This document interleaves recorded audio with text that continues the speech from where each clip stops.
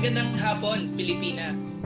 Ako si Erin Flores mula sa Philippine Legislators Committee on Population and Development o PLCPD at makakasama ninyo ako sa isang oras ng kantahan at talakayan. Thank you for choosing to spend your time with us. We promise to make it worthwhile. Today is a special and exciting day because we are celebrating the International Youth Day by launching a tiny concert series called Amplified, Young Voices for Adolescent Health. Ang tiny concert series na ito ay hatid sa inyo ng Philippine Legislators Committee on Population and Development o PLCPD at ng Commission on Population and Development or POPCOM para sa No More Children Having Children campaign. Pakinggan natin ngayon ang Executive Director ng POPCOM, si Undersecretary Juan Perez III. Good afternoon. It is with great pride that we open this online concert series on Amplified, Young Voices for Adolescent Health. This is in support of the campaign No More Children Having Children of the Philippine Legislators Committee on Population and Development. Teenage pregnancy for POPCOM and NEDA is a national social emergency. Given the realities of the pandemic, now more than ever, it is time to shine the spotlight on this issue. Ang mga babaeng nabubuntis ng maaga ay malapit sa puso't isip ng Komisyon sa Populasyon at Pagpapaunlad. Ayon sa estadistika, halos umaabot ng 200,000 ang mga ipinapanganak ng mga batang ina. At ito ay nakakabahala dahil ang pinakabatang naitala ng Philippine Statistics Authority ay 10 taong gulang pa lamang nung nanganak. Isama pa natin dito ang nadudulot na epekto ng pandemya sa ngayon. Ayon din sa pag-aaral, ang karaniwang nabubuntis ay ang mga nasa mahihirap na pamilya, hindi nakapag-aral o may kakulangan sa edukasyon at oportunidad. Maaring may kakulangan sa impormasyon at serbisyo tungkol sa sexualidad at reproductive health ang karamihan ng mga batang ina. Kaya naman kami sa POPCOM ay patuloy na sumusuporta sa comprehensive sexuality education, ang magkaroon ng information and service delivery network sa mga komunidad para maiugnay ang pangangailangan ng impormasyon at serbisyo sa ating mga kabataan at mga nagbibigay serbisyo para sa kanila. Kilalanin din dapat ang mga batang ina na nangangailangan ng social protection ng ating lokal at pambansang gobyerno at maabot ang mga magulang at kabataan ukol sa sexuality education. Nakikiisa kami sa kampanyang ito. Panahon na, No More Children Having Children, ang aming panawagan kasama ng PLCPD. Mga kabataan, tayo ay manood, matuto, makinig. Let us educate ourselves. Piliin ang ating pangarap at huwag ipagpalit sa sandaling sarap. Yan ang aming panawagan. Stop, look, listen. Stop to pause and look beyond the present and choose the path that leads to greater opportunities. Look to consider the possible costs and consequences of rash actions, though trivial they may be at the moment's indecision. Listen, take heed in the wisdom as well as experiences of older people and discerning voices around you. Muli, kami sa POPCOM ay nakikiisa dito sa ating kampanya. No More Children Having Children. Magandang hapon, maraming salamat sa inyong lahat. Salamat kay Yusek Perez for his opening message. Sa umpisa pa lang ng episode na ito ay narinig na natin from him kung gaano kaseryoso ang concern ng adolescent pregnancy at adolescent reproductive health at kung bakit urgent ang ginagawa nating pagkilos para dito. Sama-sama tayong lahat, lalo na ang mga kabataan, in raising awareness on the negative impacts of adolescent pregnancy in relation to sexual and reproductive health and rights, and calling on policymakers to make decisive action to address this issue. Equally important na mapag-usapan natin ngayon kung ano ang papel ng mga kabataan tungkol sa issue na ito. And in the long run, the contribution of addressing this to the realization and fulfillment of human rights and human development. Ngayon, mapunta na tayo sa discussion of the campaign that led us to this event. Makikipagkwentuhan sa atin ngayon ang lone youth representative in the 18th Congress and also a PLCPD trustee, Representative Elago of Kabataan Party-list, PLCPD Executive Director Rom Dongeto, and Ziah Macasilang, a youth #girl defender from Lanao del Sur. Simulan natin ang kwentuhan with Sir Rom. Sir, bakit porsigido tayo sa advocacy na ito sa kabila ng pinagdadaanan ng bansa ngayon? Bakit ginagawa ng PLCPD ang Tiny Concert Series na ito? At ano ang mga wish natin na ma-achieve by conducting this concert series? Salamat, Erin. Well, the enactment of the RH law in 2012 has an unfinished business, no? And it is the access of young people to comprehensive information, education, and services on reproductive health and the elimination of violence against women and girls. There is a complex web of obstacles why our progress to address these challenges is very slow. One is conservatism, biases, and lack of political will of government officials, whether legislative, executive, or judiciary, maaring nasa national at even at the local levels, no? At malaki ang epekto ng kanilang posisyon, pananaw, sa mga polisiya at programa ng ating pamahalaan. Another reason perhaps is cultural and religious practices which tend to discriminate and marginalize women and girls and limit their capacity and roles in society. Alam mo, Erin, these problems have resulted in shattered lives, no? And even deaths of young women. In another perspective, hindi lang personal na buhay ng isang batang babae ang involved sa isyong ito. Because of pregnancy of a child, no? She will have to stop schooling at disadvantage ang kanyang pagkatao, no, para makakuha siya ng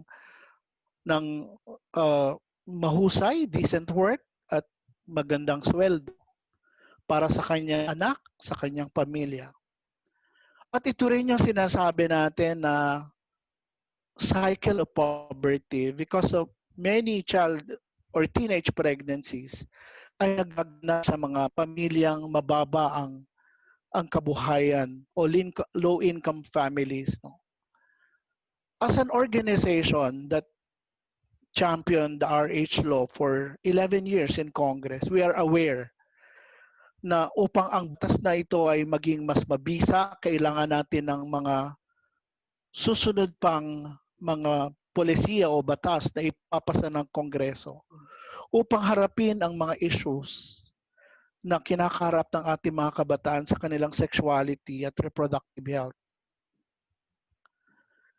Kaya nitong nakaraang dalawang Kongreso, sa pamamagitan ng mga champions natin sa Senado at House of Representatives, ipinaglalaban natin ng dalawang bills na pumasa despite, no, the problems ng kasalukuyang kinakaharap ng ating bansa at ng buong mundo, itong COVID-19 pandemic. Kasi sinasabi natin mahalagang huwag bitawan ng Kongreso ang mga polisiya, mga proposals na ito sapagkat bago pa man dumating ang pandemic, malaking problema ang kinakaharap ng ating mga kabataan at lalo nung dumating ang pandemya, no? tumaas ang bilang ng mga kabataan na nabubuntis. In our country, 24 babies are born from teen mothers every hour. Wow. That's 576 na mga batang ina araw-araw. Ano kayang mga kwentong buhay ang maririnig natin sa kanila? Sa bawat isa sa kanila, tiyak ko hindi ito masaya. Hindi ito mga romantikong kwento. Lalo't sa edad na 10 hanggang 14, 10 to 14 years old, na inamin mismo ng pamahalaan at ang datos ay nanggaling sa pamahalaan. 10 to 14 years old, the bracket na edad ng mga batang babae ang tumataas ang pagbubuntis, ang pagdami ng pagbubuntis sa ating bansa. So you see, there is urgency. There is urgency in our appeal to Congress to finally act on the problems facing our adolescent today by passing these twin bills concerning adolescent reproductive health and child marriage. So itong Tiny Concert series ay isang initiative, it's a creative initiative that is part of the No More Children Having Children campaign, At mamaya pag-uusapan natin 'yan. Yes. At kahit sa panahon ng COVID-19, kailangan natin umangkop. So we are maximizing the potentials of digital platforms to further our advocacy on adolescent reproductive health. At nagpapasalamat tayo sa POPCOM, sa leadership ni USEC GP Perez for their efforts and leadership na sa implementasyon ng RPRH law, particularly in reaching out to our youth, to young people, to be able to exercise their reproductive health rights. So yan muna, Erin. Ano po ba ang No More Children Having Children campaign at ano ang nagbunsod na magkaroon ng ganitong kampanya? Alam mo, ang ganda nga nitong No More Children Having Children tag, o yung parang campaign line ng PLCPD. Kay Awi yata nang galing yan. Very appropriate, very clear yung message. Hindi dapat ang isang bata ay magkaroon ng anak, dahil bata pa siya, na magkaroon ng panibagong anak, So this campaign was launched last year, to support the passage of the bill, that will address high teenage pregnancies in the Philippines. It is also a campaign that would like to call on, to remind our executives, the DepEd in particular, to implement, finally, pabilisin yung proseso ng pag-implementa sa isang napakahalagang provision ng batas, which is providing comprehensive sexuality education to our young people. Alam nyo, nasa disadvantage position kasi itong mga bata sa mata ng napakaraming batas natin kahit sa kasalukuyan. The age of consent in the Philippines is 12 years old. Meaning, kung ikaw ay 12 o 13 taon at ikaw ay ni-rape ng isang matanda, pwedeng sabihin, nung nasasakdal na hindi pumayag yung batang yan na makipag-sex sa akin. Kasi ang statutory rape, automatic 11 years old. So kung 12-13, pwedeng sabihin ng depensa, hindi pumayag yung bata. Ano na yung bata malaki na yan Alam na niya ang mundo. Pero sa mga batas natin ngayon, pag 17, hindi ka pwedeng makakuha ng serbisyo sa reproductive health. Kita mong kabalintunaan itong nangyayari na ito. Umiiral na mga polisiya sa ating bansa. Hindi ka pwedeng bigyan ng serbisyo, hindi ka kulang ka sa information, education. Pero pag 12-13 ka, pwede ka nang makipag-sex, diba? Totoo. So napaka-vulnerable ng kalagayan ng ating mga kabataan. At patuloy silang pinagkakaitan ng ating estado ng komprehensibong impormasyon, edukasyon at serbisyo sa reproductive health. And so we call on Congress, And I would like also to mention that almost simultaneously last year, PLCPD initiated the formation we launched Girl Defenders Alliance, no, a platform to create spaces for ending violence against women, particularly ending child marriage.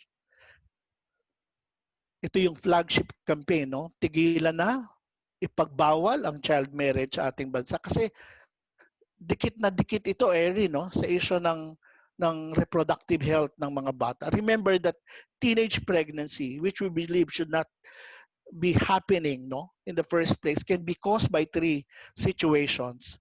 Number one, it may be consensual, pero ang hirap i-imagine na ang isang 14-year-old na nag-eksperimento sa kanyang sexualidad ay gugustuhin mabuntis at manganak at magpamilya ng maaga.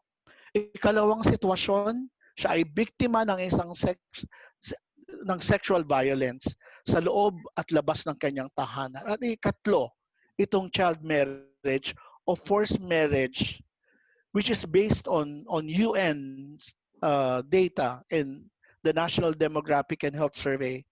Isa sa bawat 6 na Pilipino, na batang Pilipino, ay ikinakasal, no, below 18. So yan yung landscape na gusto natin i-address kung kaya natin inilunsad ang kampanya na No More Children Having Children. Thank you. Ayan, no? Tama si Sir Rom. So, ito yung gusto nating ipahatid sa ating mga viewers at sa ating mga decision makers in congresses. So, no more children having children and child marriage. So, common sa dalawang issues na nabanggit ni Sir kanina, yung adolescent pregnancy and child marriage, yung epekto nito sa youth and at the same time, ang role ng youth to address these issues. Ngayon, pakinggan natin si Ziah. Ngayon, Ziah, ano ang mga naobserbahan mo na epekto, challenges at limitations na kinakaharap ng mga kabataan na katulad mo ngayon pagdating sa issue ng adolescent pregnancy at patuloy na pagsasagawa ng child marriage sa iyong community? Okay, so yung napansin ko na epekto, challenges, at yung mga limitations is unang-una kasi sa kabataan nagkakaroon ng effect hindi lang sa pamumuhay or hindi lang sa buhay, kundi nagkakaroon ng epekto sa physical, mental, emotional, and sociological na suliranin. Yeah. Kasi dulot ng teenage pregnancy sa mga kaanak, sa magulang, at sa mga bata dahil sa hindi handang katawan at kalusugan ng katawan, yung nagkakaroon ng komplikasyon sa pagbubuntis ng batang ina kasi hindi pa masyadong nade-develop yung body niya. Ang pangalawa naman is yung pwedeng maging risk yung life niya sa pagdadala niya ng baby, no? So, yung pangatlo is yung pagkasira ng kanyang kinabukasan. Kasi alam naman natin na pag may anak na tayo, kinakailangan na natin mag-focus doon sa family natin. Kasi kailangan natin i-sustain yung everyday needs natin sa bahay at saka yung pang-araw-araw na kinakailangan natin. Tapos, doon naman sa mga challenges is, para sa akin yung mga challenges na nagcha-challenge sa kanila is yung kabuhayan nila, yung kasi kung wala silang kabuhayan, it will be hard for them to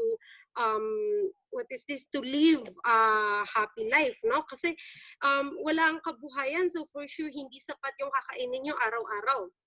Tapos hindi ka rin magkakaroon ng kabuhayan dahil nga sa wala kang sapat na edukasyon, so wala kang magandang trabaho na makukuha. So hindi ka mabibigyan. Pangalawa, yung maayos na tirahan. So kung wala kang maayos na tirahan, it will be also a hinder for you to have a healthy life. Kasi kung wala kang maayos na tirahan, malinis na tirahan, at tumitira ka lang kung saan-saan, there is a tendency na makakakuha ka ng disease.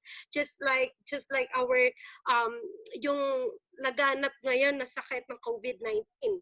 So yung mga solusyon naman, yung mga hakbang bilang isang yung mga hakbang na pwede namin ginagawa na namin actually dito sa aming community is yung minsan nag-implement kami school by school ng mga sa seminar ng tinuturo sa kanila yung yung raise awareness, no?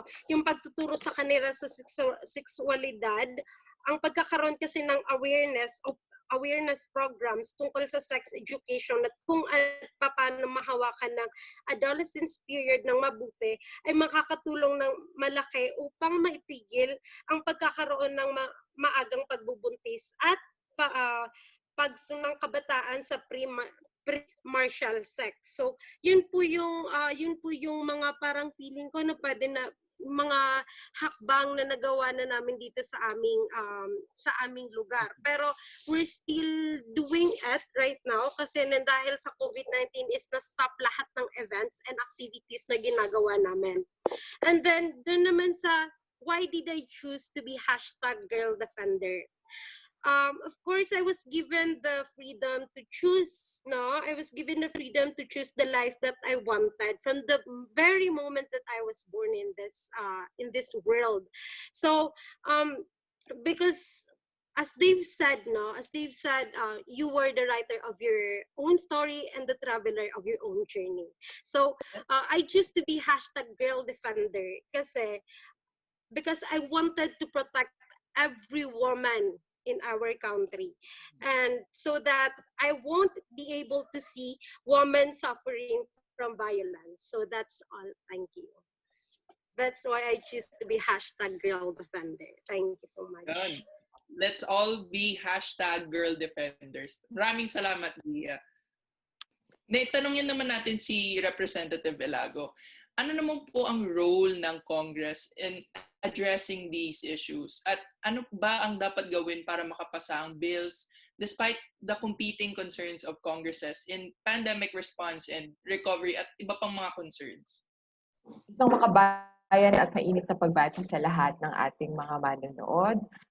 Magandang araw, Erin. Maraming salamat po sa lahat ng mga nakikiisa sa ating tiny concert na Amplified. Ito ay talagang napapanahon sa selebrasyon ngayon ng International Youth Day, kung saan ang tema ay ang pagpapalawig ng boses at partisipasyon ng mga kabataan sa lahat ng espasyo kung saan pwede natin mapaunlad ang mga karapatang pantao na mag-aambag para sa mas magandang bukas para sa lahat. Kaya naman, ang representasyon po na ito ay nananawagan sa ating mga kasamahan sa Kongreso bilang mga lawmakers, bilang mga advocates, bilang mga may kapangyarihan at kinauukulan na pinagkatiwalaan ng mandato para maglingkod sa interes ng publiko ay dinggin ang panawagan ng mga batang babae, ng mga kababaihan at ng mga kababayan natin para itigil na ang child early and forced marriage. Gayon din suportahan ang lahat ng mga hakbang na para sa prevention ng adolescent pregnancy dito sa ating bansa. Ngunit bago yan, Erin, napakahalaga din ng role ng Congress para bantayan yung mga nauna ng mga batas na naipasa at naipanalo ng mga women and girl advocates. Kasama na dyan ang pagpapatupad ng reproductive health law at gayon din yung pagtitiyak ng comprehensive sexuality education sa ating mga eskwelahan. Sa panahon na para busisiin ang batas at tiyakin na pagdating sa patakaran, pagpapatupad at pondo na kinakailangan dito ay nariyan at natatamasa ng ating mga kababayan. Bukod dyan, napakahalaga din ng role ng Congress para pag-usapan ng issue na ito bilang napakahalagang parte ng proteksyon ng kalusugan para sa lahat. Hindi ito hiwalay doon sa laban natin sa COVID-19 pandemic. Dahil ang laban sa sakit ay laban para sa tuloy-tuloy na mga mahalagang serbisyong pangkalusugan, reproductive and sexual health, mental, physical, emotional. Lahat ng yan ay parte ng ating karapatan sa kalusugan na hindi dapat pinagkakait kanino man. Kaya yan ay mahalagang bahagi na dapat natatamasa ng lahat at dapat hindi na isasantabi no, sa panahon na tayo ay nasa ilalim pa rin ng public health emergency. Napakaganda po, Kong Sara, no? Kaya nga naman, napakagandang marinig na meron tayong panawagan sa ating mga decision makers na kagaya ni Kong Sara Elago. Kasi napaka-importante na isulong ang pagpigil sa child marriage at saka sa pagtapos ng adolescent pregnancy. Ms. Acel, ano ang motivation why you are joining this advocacy, and how can artists like you help empower our youth and other stakeholders to speak up more regarding these issues on social media? Well, unang-una, yung advocacy na to, the No More Children Having Children, sobrang I believe in that, and that's why I decided to be a part of this campaign, because children shouldn't be having children. I mean, I'm a parent. I'm already in my 40s, and I have a 3-year-old and 2 more boys, 11 and 9. And the responsibility is great. What more if children are having children? Like, I mean, they're still in that developmental stage, not just physically, but also emotionally. And they are not yet capable of bearing children. And so children should be first discovering themselves first as well. And for me as an artist, I believe na ito yung paraan namin para makatulong, because we, in a way, we influence young people, because those who look up to us, who listens to our songs and who follows us, they also check out and see what our life is and what are the things that we believe in. And so as an artist, I think it's very important that we become a voice of this advocacy. As an artist, we can communicate that even through our songs, and also really be active in this kind of advocacies to help our young people, no, just focus on developing themselves and discovering themselves, and really focus on their future, no, before starting their own family. And yun, so as an artist, I want to be a part of this kind of advocacy. Kung ito lang yung maitutulong ko, di ba, gawin ko na. Yun.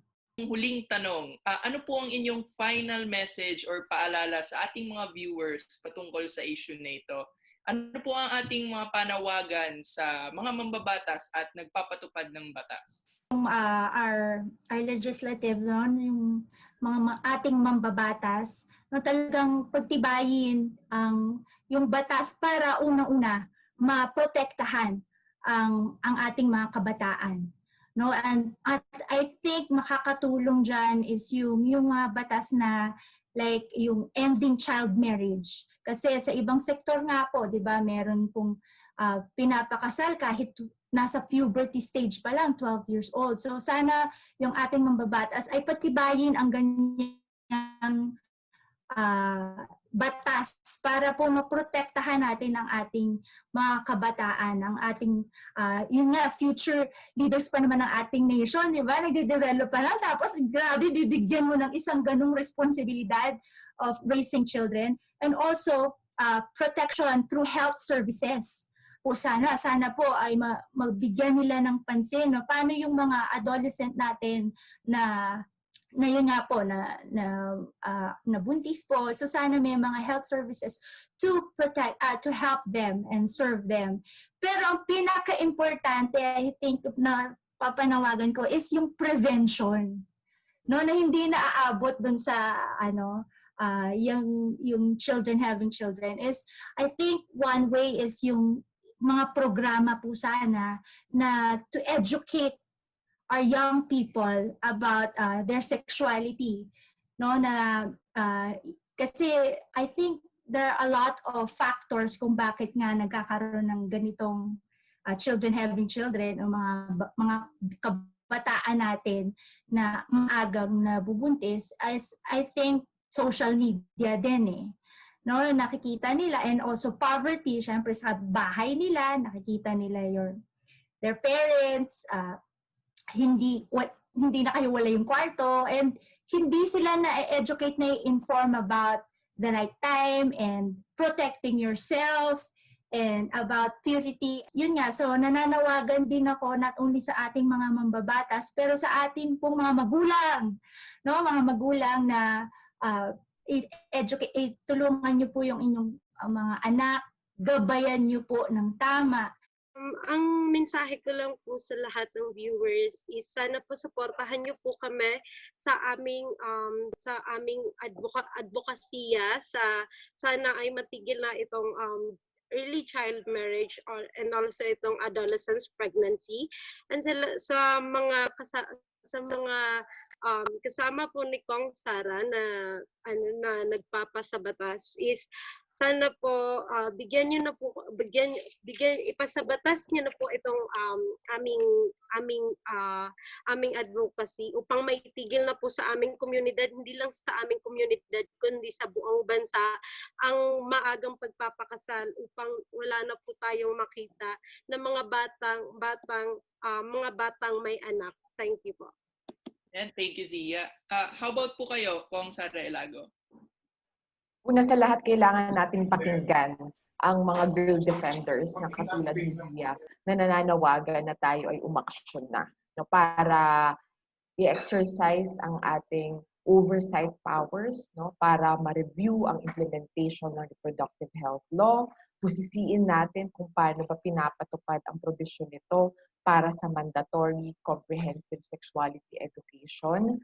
Dinggin na ang mga panukala ng mga batas na nakahain ngayon sa 18th Congress tungkol sa pagtatapos ng child early and forced marriage. Gayon din ang mga programa, no, para suportahan ang mga teenage parents at i-address ang lahat ng mga issues at challenges na may kinalaman sa adolescent pregnancy sa ating bansa.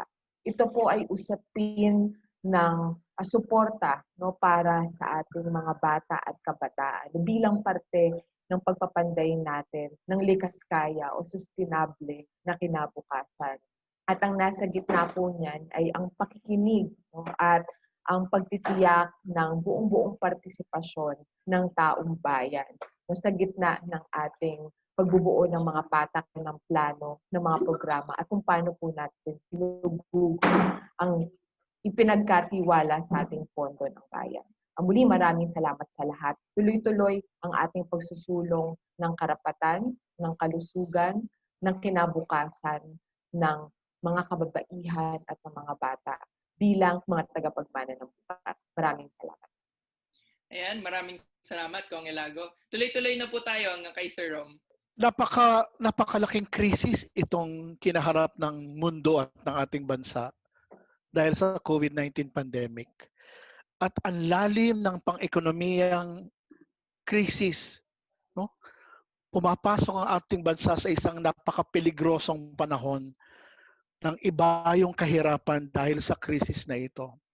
Kung kaya't maging maganda rin sanang pagkakataon, no, para sa ating pamahalaan na tignan kung paano tutulungan ang mga sektor ng ating lipunan lumaban sa kasalukuyang krisis sa pamamagitan ng huwag bitawan ng mga serbisyong magbibigay sa kanila ng kalusugan, ng karapatan upang umunlad ang kanilang mga sarili. At panawagan sa Kongreso na isang mabuting pagkakataon ng krisis na ito upang paramihin ang mga batas, pabilisin ang pag-approve ng mga batas na magbibigay giya sa ating mga kabataan upang maging productive na citizen ng ating republika at upang mag-create tayo ng isang henerasyon ng mga kabataang may malakas, no, na pundasyon sa kanilang sexualidad at reproductive health. Marami pong salamat. Yes, thank you so much. So, maraming salamat kay Ziah from #Girl Defenders Alliance. Maraming salamat din sa pagpapaunlak sa aming invitation, Kong Sara Elago. And of course, to our Executive Director, Sir Rom. Maraming salamat for enlightening us on these issues at sa masarap na kwentuhan, of course. Ngayon naman, nandito na ang special performance from our artist/advocate, isa sa mga original members at dating vocalist ng bandang Moonstar 88. Ako, paborito ko to. Narito na si Acel van Ommen. So this is One Love.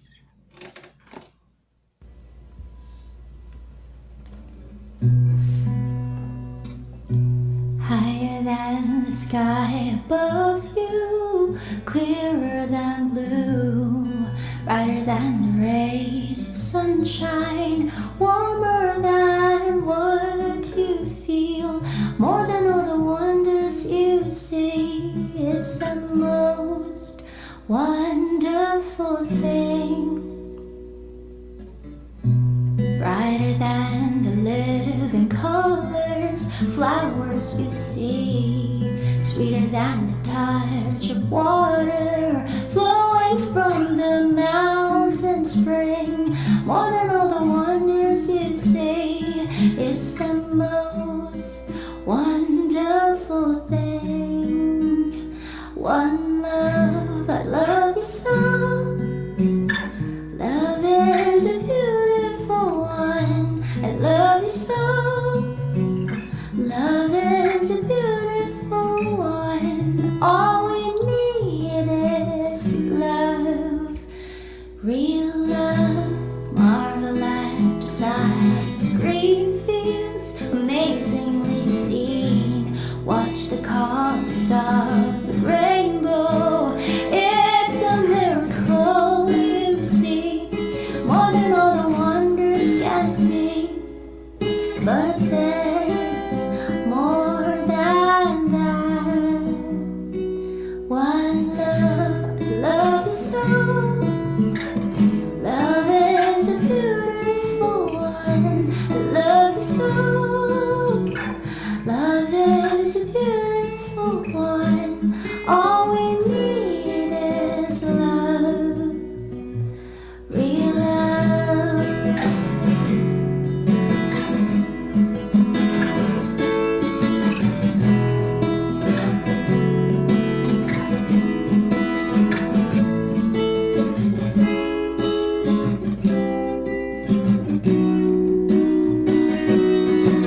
Greater than what you could feel, more than what you ever dreamed. This is better than your everything. One love, I love you so. Love is a beautiful one. I love you so. Love is a beautiful one. I love you so. Love is a beautiful one. I love you so. Love is a beautiful one. All we need is love. 사랑해.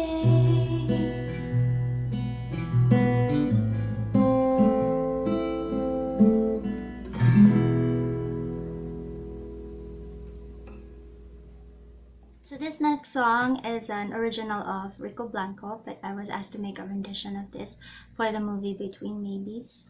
So this is Your Universe.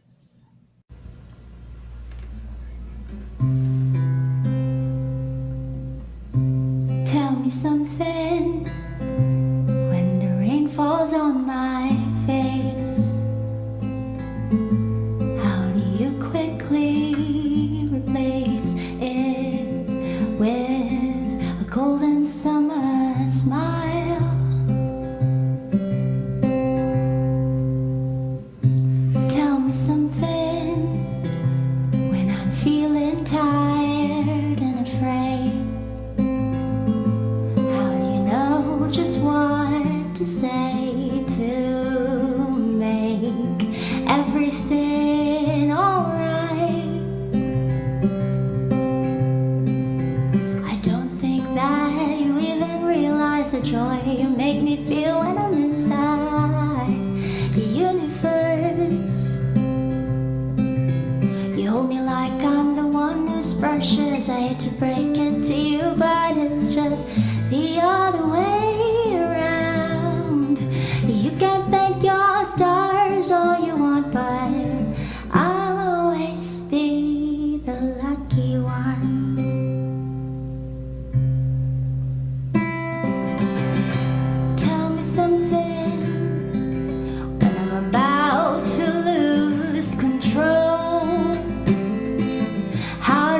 patiently hold my hand and gently calm me down.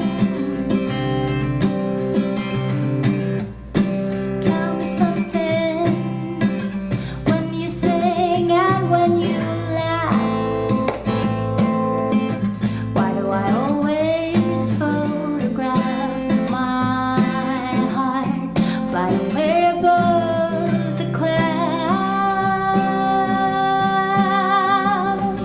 I don't think that you even realize the joy you make me feel when I'm inside your universe. You hold me like I'm the one who's precious. I hate to break it to you, but it's just the other way around. You can thank your stars all you want, but I'll always be the lucky one.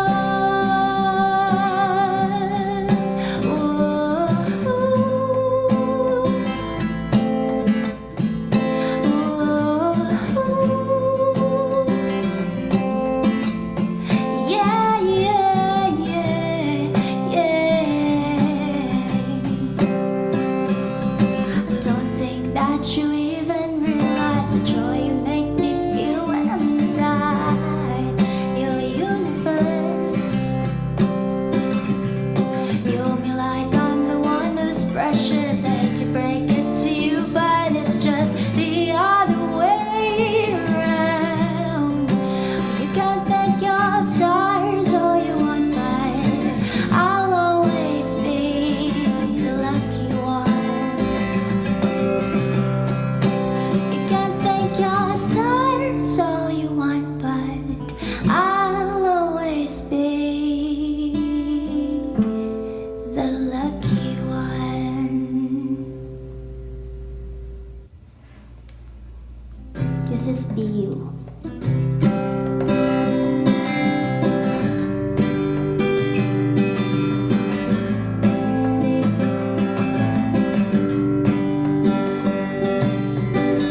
Your eyes are locked on your phone again. You look so down as you scroll down.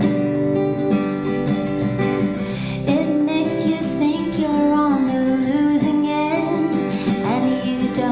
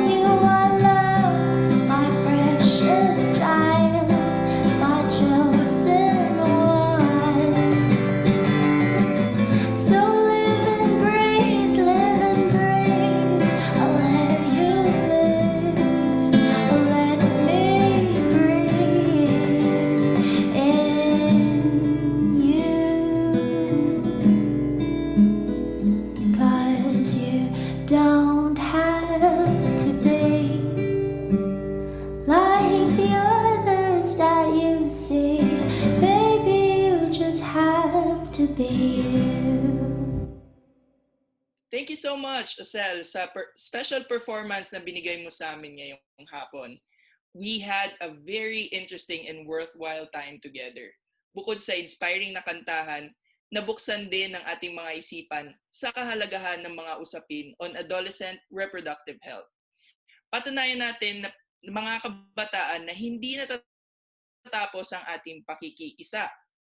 I para sa be involved, S para sa speak up, and A for act.